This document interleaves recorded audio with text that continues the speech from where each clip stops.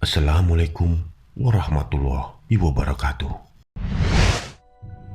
Setiap nabi pasti mempunyai dan membawa mukjizat sebagai bukti kenabiannya. Tak terkecuali Nabi Isa alaihissalam yang terkenal dengan salah satu mukjizatnya yang bisa menghidupkan orang yang sudah mati. Kisah ini menceritakan bahwa Nabi Isa alaihissalam menghidupkan kembali anak dari Nabi Nuh alaihissalam. Lantas untuk apa dan seperti apa kisahnya? Dalam tafsir At-Tabari, Ibnu Abbas mengisahkan, pada suatu ketika orang-orang Hawari berkata kepada Nabi Isa bin Maryam, "Seandainya engkau mampu membangkitkan seorang laki-laki yang pernah menyaksikan bahtera Nabi Nuh, tentu ia bisa bercerita kepada kami tentangnya."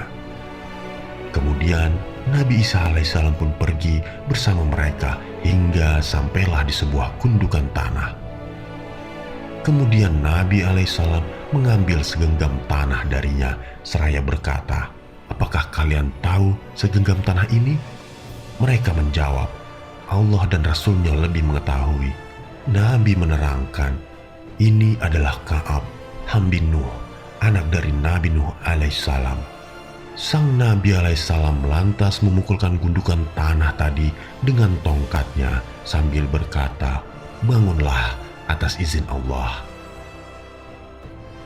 Tiba-tiba hamba Nuh bangkit sambil menggoyang-goyangkan tanah yang ada di kepalanya yang sudah beruban. Ia menjawab, "Tidak, saat meninggal dunia justru aku masih muda. Namun aku mengira sekarang ini kiamat. Karenanya aku sudah beruban." Nabi Isa lalu berkata lagi kepadanya, "Sekarang berceritalah engkau kepada kami tentang bahtera Nuh." Lantas Ham kemudian bercerita, panjangnya bahtera Nuh 1200 hasta atau lebih dari 548,6 meter. Lebarnya 600 hasta atau lebih dari 275 meter, dan tingginya 30 hasta atau lebih dari 13,7 meter. Ia terdiri dari 3 lantai. Lantai pertama berisi hewan peliharaan dan hewan liar. Lantai kedua diisi oleh manusia. Dan lantai ketiga adalah diisi oleh sekumpulan burung. Dan Ka'ab bin Nuh menjelaskan kembali, tatkala kotoran hewan peliharaan sudah mulai banyak, Allah kemudian mengilhami Nuh untuk menggelitik ekor gajah. Setelah ia menggelitiknya, tiba-tiba keluar darinya seekor babi jantan dan babi betina. Sepasang babi itu kemudian menyapu bersih kotoran-kotoran tersebut. Tak lama kemudian, masalah lain datang. Beberapa ekor tikus muncul menggerogoti tali-tali kapal. Allah akhirnya kembali mengilhami Nuh alaihissalam untuk memukul bagian di antara 2 mata singa. Tiba-tiba keluar dari lubang hidungnya seekor kucing jantan dan kucing betina. Kedua kucing itulah yang memangsa tikus-tikus tersebut. Isa alaihissalam juga bertanya kepada Ham, bagaimana Nuh mengetahui negeri-negeri yang sudah tenggelam? Ham bin Nuh menjawab, beliau mengutus burung gagak untuk memberi kabar kepada dirinya. Sayangnya, dalam menjalankan tugas, gagak mendapati bangkai sehingga asyik memakannya. Nabi Nuh alaihissalam berdoa agar gagak dihantui oleh ketakutan. Akibat rasa takutnya itu, gagak tidak senang memiliki sarang. Untuk menjalankan tugas yang sama, Nabi Nuh alaihissalam kini mengutus burung merpati. Berbeda dengan gagak, merpati mengemban tugasnya dengan baik.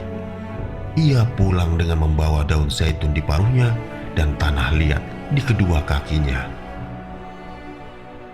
Dari 2 benda itu, Nabi Nuh bisa mengetahui daerah mana saja yang masih tendang dan mana daerah yang kering. Sebagai bentuk penghargaan, Nabi Nuh memberikan kalung warna kehijauan di leher merpati. Tak lupa ia mendoakan agar merpati menjadi burung yang jinak dan tidak membahayakan. Berkat doa sang nabi, merpati menjadi burung yang senang dengan kandang. Orang-orang Hawari berkata lagi kepada Isa, "Wahai utusan Allah, bisakah kita membawa Ham ini kepada keluarga kami, supaya bisa duduk dengan kami dan berbincang dengan kami?" Nabi Isa menjawab, "Bagaimana bisa orang yang sudah tak diberi rezeki kehidupan bisa ikut kepada kalian?" Kemudian Nabi Isa berkata kepada Ham, "Kembalilah engkau atas izin Allah." Saat itu pula Ham kembali menjadi tanah. Dari kisah di atas dapat kita petik beberapa pelajaran, yaitu di mana Allah Maha Kuasa atas segala sesuatunya, termasuk menghidupkan orang yang sudah mati di tangan Nabi Isa alaihissalam di hadapan murid-muridnya. Kemudian kebangkitan orang yang sudah meninggal di tangan Nabi Isa alaihissalam adalah gambaran nyata kebangkitan pada hari kiamat. Selanjutnya, betapa besarnya bahtera Nabi Nuh memiliki 3 tingkat untuk menampung hewan peliharaan, manusia, dan burung. Panjangnya 1.200 hasta dan lebarnya 600 hasta. Sungguh peradaban luar biasa yang dicapai oleh Nabi Nuh di tengah keterbatasan yang ada pada zaman itu. Akibat sikap tidak amanah, burung gagak didoakan Nabi Nuh alaihissalam selalu merasa ketakutan. Buah dari ketakutannya sampai-sampai ia tidak mau memiliki sarang. Demikian pula manusia, siapapun yang tidak jujur dan tidak menjaga amanah tidak akan mendapatkan ketenangan hati.